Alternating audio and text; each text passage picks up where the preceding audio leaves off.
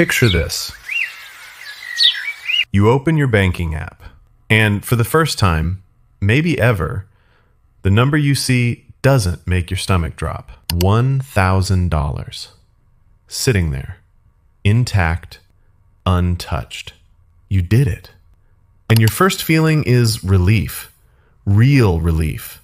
The kind that takes a second to land because you've been waiting for it for so long. But then, underneath the relief, something else shows up. A question. Now what? Because nobody told you this part. Every article, every video, every piece of advice you ever read was about getting to the emergency fund. Nobody talked about what happens the morning after you hit the number. And that gap, that silence after the milestone, is exactly where most people stall. My name is Miles. I figured this out the hard way, so you don't have to. If you've been following along, you know your floor number, you know your flex budget, and you've been building your buffer step by step. This video is the next step in that journey. And before we get into it, I want to tell you about a mistake I made in the weeks after I hit my first $1,000. It's quiet, it's invisible, and it cost me months of progress. Stay for that. It's the most important thing in this video. Let me take you back to the morning I hit $1,000. I checked my app before I even got out of bed. $1,012. And I sat there, waiting to feel different. Like something had fundamentally shifted. It had, but not in the way I expected. Because alongside the relief was this unfamiliar uncertainty. Was I supposed to keep saving? Was I supposed to invest it? Was I supposed to build the emergency fund higher? Was I supposed to pay down debt first? I genuinely did not know. So I did what most people do when they don't have an answer. I did nothing. For 4 months, that $1,000 sat in a savings account. I told myself I was being careful. I was keeping it safe. What I was actually doing was stalling. Because I had no plan for what came after the milestone. And here's the thing about stalling when your money is sitting in a savings account. It looks responsible. It feels responsible. But it has a cost. And most people never calculate that cost. Let me show you what I mean. Your savings account right now is probably earning somewhere between 0.5 and 5% interest per year, depending on where you keep it. Let's say you're getting 2%. On $1,000, that's $20 a year. That sounds fine. $20 is $20. But here's the number nobody puts next to it. Inflation. Inflation is the rate at which the cost of things goes up over time. In the United States, inflation has averaged around 3% per year over the long term. What that means in plain English is this. The groceries, the rent, the gas, the services you buy today, they will cost roughly 3% more next year, and 3% more the year after that. So if your savings are growing at 2%, but the cost of everything is rising at 3%, your money is losing ground. Not dramatically, not in a way you can see from 1 month to the next, but quietly, consistently, year after year, the purchasing power of money sitting in a savings account slowly erodes. $1,000 today will not buy the same things in 10 years that it buys right now. This is not a reason to panic. This is not a reason to make dramatic moves. It is simply a reason to understand something that most people learn too late. Saving money is the most important thing you can do in the early stages of your financial life. It creates stability. It creates breathing room. It creates the emergency fund you just built. But saving alone does not build wealth. It protects what you have. It does not grow it.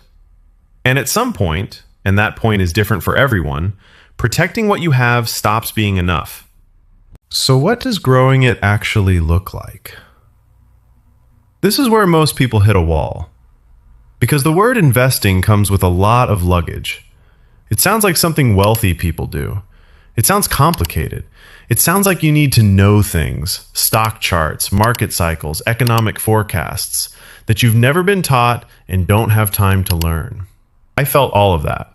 When I first started looking into investing, I spent 3 evenings reading articles and came out more confused than when I started. Stocks, ETFs, mutual funds, index funds, brokerage accounts, retirement accounts. It felt like a language I hadn't been taught.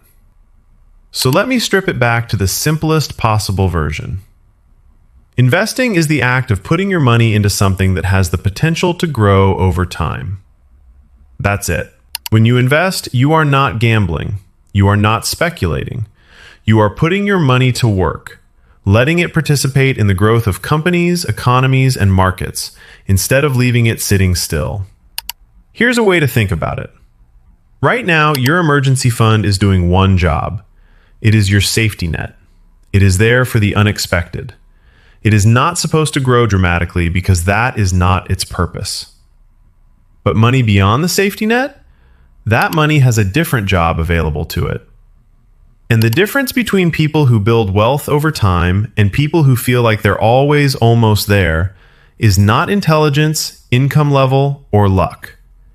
It is whether they put their extra money to work or left it sitting still. Let me show you why timing matters more than almost anything else. Imagine two people, same age, 25, same income, same starting point.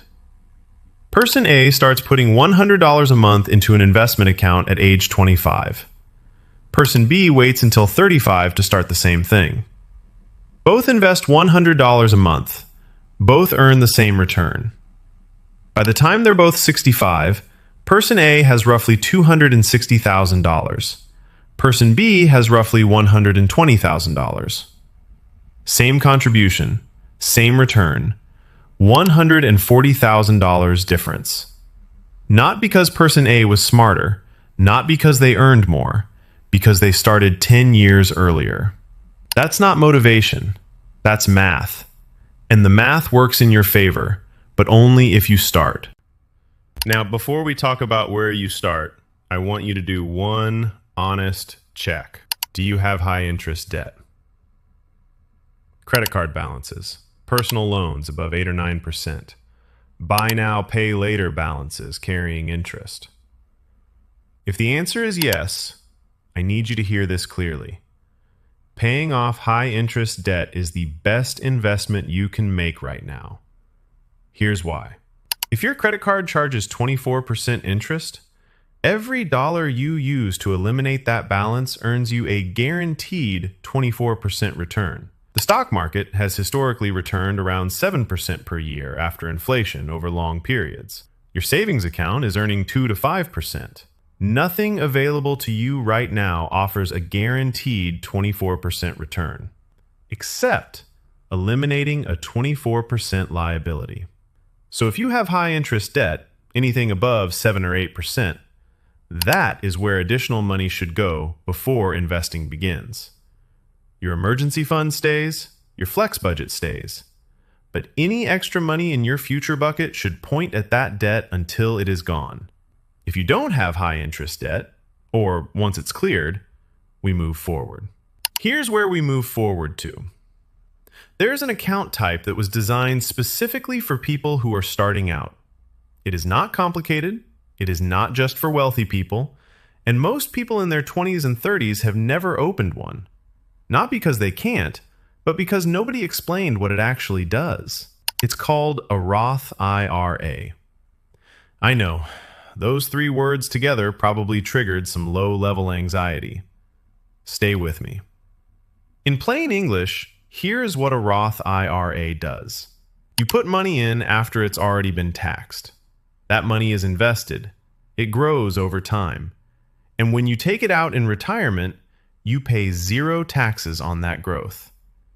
0. Not reduced, not deferred, 0.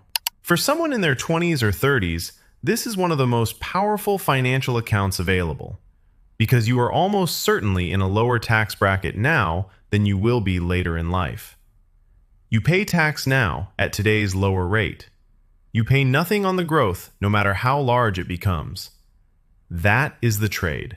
And for most beginners, it is an extraordinarily good trade. You can contribute up to a set annual limit. Check the current limit at irs.gov as it adjusts slightly over time. But you do not need to contribute the maximum to benefit. You can open a Roth IRA at most major brokerages with as little as $1. And you can contribute automatically, weekly, monthly, whatever fits your budget. The amount matters far less than the account existing and the habit beginning. Now, the account is open, the money is in. What do you actually buy? This is the question that paralyzed me for 6 months. I opened my first Roth IRA, transferred money in, and then stared at a screen full of options I didn't understand. Thousands of funds with tickers and expense ratios and charts going back decades. I closed the app and told myself I'd figure it out later. For 6 months, my money sat in cash inside an investment account. Not invested, just parked. Money sitting in cash inside an investment account is not invested.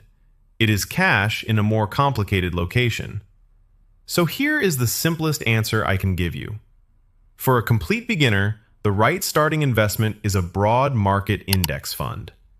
An index fund is not a bet on one company. It is a single investment that holds a small piece of hundreds or thousands of companies at the same time. When you buy a total stock market index fund, you are buying a small piece of the entire American economy. When the economy grows, your investment grows.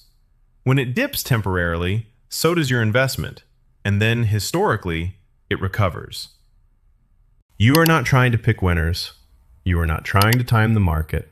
You are simply participating in the long-term growth of a system that has grown in aggregate for over a century. 3 funds worth knowing for a beginner. At Fidelity, FZROX. At Vanguard, VTI. At Schwab, SWTSX.